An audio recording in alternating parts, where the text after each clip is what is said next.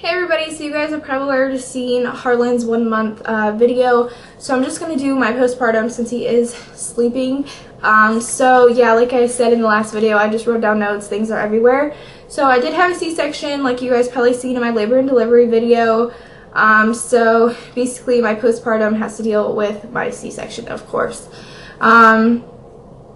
We stayed at his grandpa's, my boyfriend's dad's house, for 3 days after we got out of the hospital. We got out, he was born on a Tuesday, we got out on a Friday, we went home on a Monday.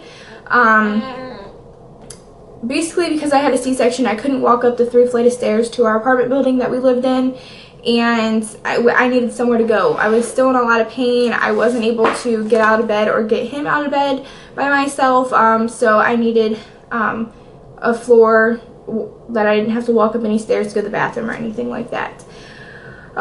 So I was just really sore, and my doctor gave me Vicodin, but I refused to basically take it the whole entire time I was in the hospital. I took it one time. I just didn't want to drug up the baby, so I didn't take any.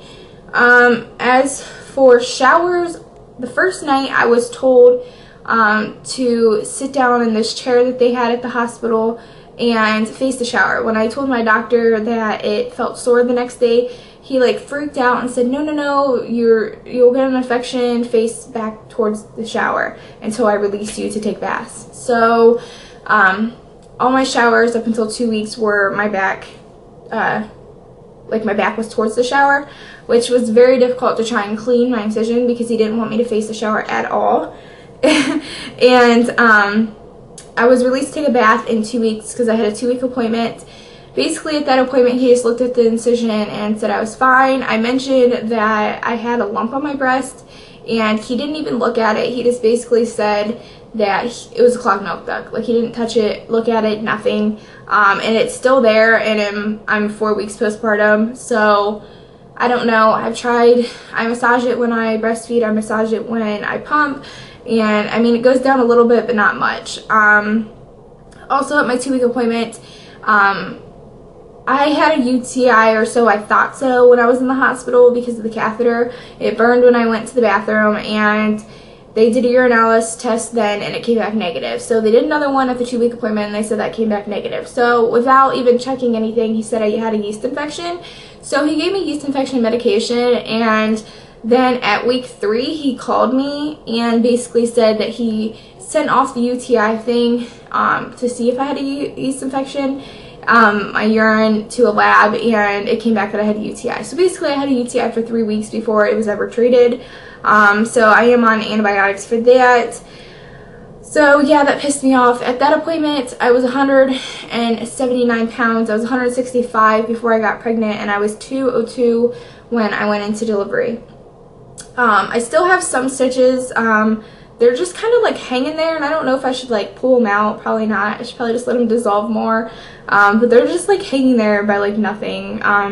Yeah. I'm barely bleeding. It is 4 weeks postpartum, and I have to wear a panty liner, but I'm barely bleeding. Hopefully that ends soon, and since I'm breastfeeding, hopefully it'll stay away. Because we aren't going to be using any protection other than condoms because I don't want the pills or shot to interfere with my breastfeeding. Like I said, we moved, so I did more than I probably should have. Yeah, we moved on the 15th, and so, yeah, like, my doctor probably would kill me if he knew half the stuff that I did that day. So it's still pinkish and stuff like that, just like it would with any cut. And I went to the doctor at 3 weeks because when they called me about the UTI coming back positive, I mentioned that it was hurting and it looked more red. So they had me come in the next day, and basically the doctor pissed me the hell off. I went in there with the baby by myself. My boyfriend was working, and I wasn't able to have anybody go with me. I was released to drive at 2 weeks. So I went in, and basically he looked at it and asked how my pain tolerance was. And I said, "What do you mean?" And he was like, "I just want to know. Why are you complaining?" And I was like, obviously I was in no pain at 6 centimeters, and I refused to take Vicodin. He was fighting with me in the hospital to take the Vicodin. so my pain tolerance is just fine. And he said, well, you're wasting my time. Your C-section looks just fine, and left the room. So I left with the baby and started bawling my eyes out in my car before I left, and like, he just makes me feel like crap. And like I said before, I'm very emotional about the whole C-section thing, and he just like is treating me like crap. So yeah, I don't know. I can't wait to be done with him, and I will never ever go back to him again if I do have a kid. And I know some of you guys mentioned in my labor and delivery video, I haven't been able to reply to comments for some reason. YouTube isn't letting me. But about VBACs, he's the only person around here in my county that does VBACs. I swear, he's the only one. Because I know a lady that was looking for somebody to do VBACs, and he's the only one that could do it around here. And obviously, if he isn't going to let me have a 7-pound baby, he's not going to let me have my next baby vaginal, because I would have to like practically not eat at all. I ate super healthy when I was pregnant with the baby, and like my next pregnancy, basically, if I want to have a vaginal, I'm going to have to only eat once a day to have a baby under 7 pounds. So a VBAC isn't in the question, and I'm still debating on having another C-section. We will decide in about 6 months to a year. And if we don't, I mean, we're not going to have kids for another 4 to 5 years if we do it. And if we do, it'll only be one more. But we're seriously thinking about having him get fixed, because we're probably not going to have any more because of the whole C-section thing. My boobs really never hurt from breastfeeding ever. I never had sore nipples, which I'll mention in the breastfeeding video, but yeah. I have another doctor's appointment on the 15th to get released from him, and I'll lose my medical insurance then. Let's see. Oh, I have been breaking out, and I never used to break out before I got pregnant, and basically during.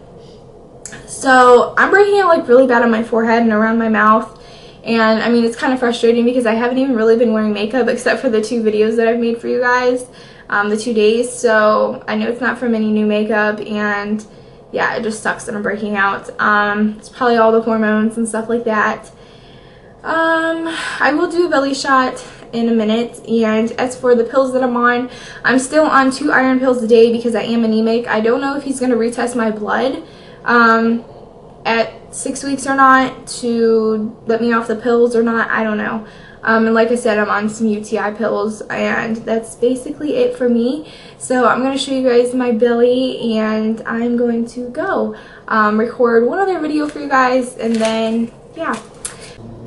Okay, so this is my belly at 1 month postpartum, or 4 weeks. Everybody says it looks like I've lost a lot, that I'm skinnier than I was before I got pregnant. I don't really know. I don't really have time to eat, so that's probably part of it, even though I should because I'm breastfeeding. But this is from the side, the front, and this side. And I will show you guys my nasty bare belly. So like I said, these were here before I got pregnant. That's what it looks like after the baby. And I'm still not released to exercise. Maybe at 6 weeks I will be. But yeah, this is just basically not eating and breastfeeding. And that's still there and stuff like that. So yeah. That's all, and my camera's dying, so I guess I'm not making another video. Alright, bye.